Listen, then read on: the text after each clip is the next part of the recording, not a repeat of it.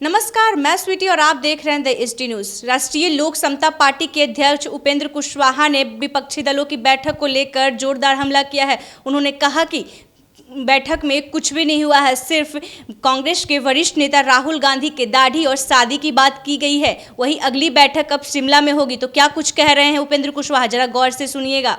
देखिए, एक मंच पर आए, हमको भी लगता था कि लोग एक साथ बैठेंगे तो शायद कुछ काम की बात करेंगे, और इसलिए हमने तो उम्मीद की थी कि अभी जो एनडीए की सरकार है देश में, उसके खिलाफ इन लोगों का कोई वैकल्पिक एजेंडा शायद देश के सामने ही लोग रखेंगे और उस पर कोई बात कर पाएंगे। लेकिन कुछ भी ऐसा होता हुआ नहीं दिखा। बैठक में राहुल गांधी जी की दाढ़ी कैसे बढ़ गई और उनकी शादी क्यों नहीं हो रही है, तो दाढ़ी और शादी पर चर्चा के लिए बैठक हुई और अंतिम में तय किया गया कि बिहार में क्योंकि गर्मी ज़्यादा है तो अगली बैठक शिमला में की जाए, वहाँ का जो मौसम है उसका आनंद लिया जाए। इससे ज़्यादा क्या हुआ? कुछ नहीं हुआ।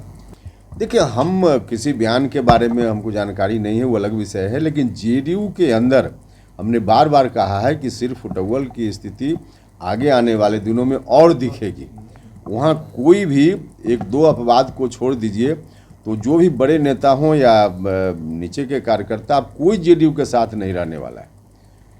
सब लोगों को मालूम हो गया है कि जेडीयू का क्या हर्ष होना है। जिस दिन नीतीश कुमार जी ने निर्णय ले लिया कि हम अब लालटेन छाप जिंदाबाद करेंगे, बिहार को हम उसी खौफनाक स्थिति में फिर से पहुंचाएंगे जहां 2005 के पहले बिहार था, तो उस परिस्थिति में कौन उस पार्टी में रहने वाला है। तो इसलिए इस स्थिति के कारण आज किसी का बयान, कल किसी का बयान सुनिएगा तो बारी बारी से सब लोग वहाँ से हटने वाले हैं, हटेंगे, जाएंगे।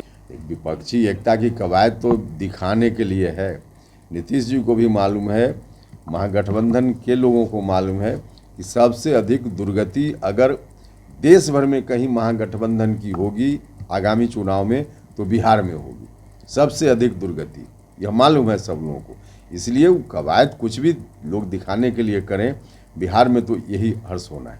हाँ, तमाम नेता सब लोग कहीं ना कहीं ठिकाना ढूंढ चुके हैं और बीच में मेरे हटने के बाद भी तो कई लोग वहाँ से हटे।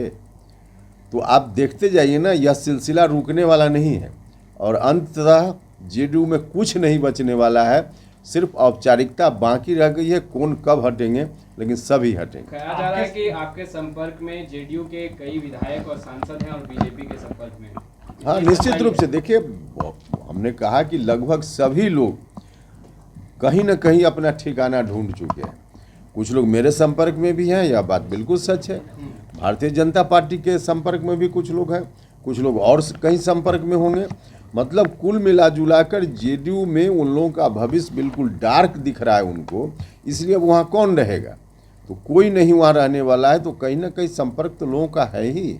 अब कब कौन हटेंगे औपचारिक रूप से यह समय बताएगा, लेकिन संपर्क में है मेरे साथ भी और अलग अलग जगह पर। जेडीयू की विलय होने वाली है। हमने तो बार बार कहा है भाई कि इन लोगों ने जो गठबंधन की बात जब एनडीए से अलग होकर कर रहे थे नीतीश जी महागठबंधन के साथ, उसी समय एक डील हुई थी जिसकी चर्चा हम बार बार करते रहे। उस वक्त डील की चर्चा हमने की तो चीज़ें स्पष्ट नहीं थी, लेकिन धीरे धीरे बात तो अब लोगों के सामने में है।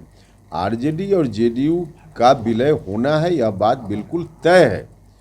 कब होना है, 1 महीना में होगा कि 6 महीना में होगा, ये तो आगे पता चलेगा, लेकिन विलय तय है। तो आपने साफ तौर पर सुना कि उपेंद्र कुशवाहा ने नीतीश कुमार पर तंज कसते हुए कहा कि जिस दिन से लालू प्रसाद जिंदाबाद, लालटेन जिंदाबाद के नीतीश कुमार नारा लगाने लगे, उसी दिन से उनका दुर्दशा शुरू हो गया। ऐसे ही तमाम अपडेट्स के लिए देखते रहें द एसटी न्यूज़। धन्यवाद।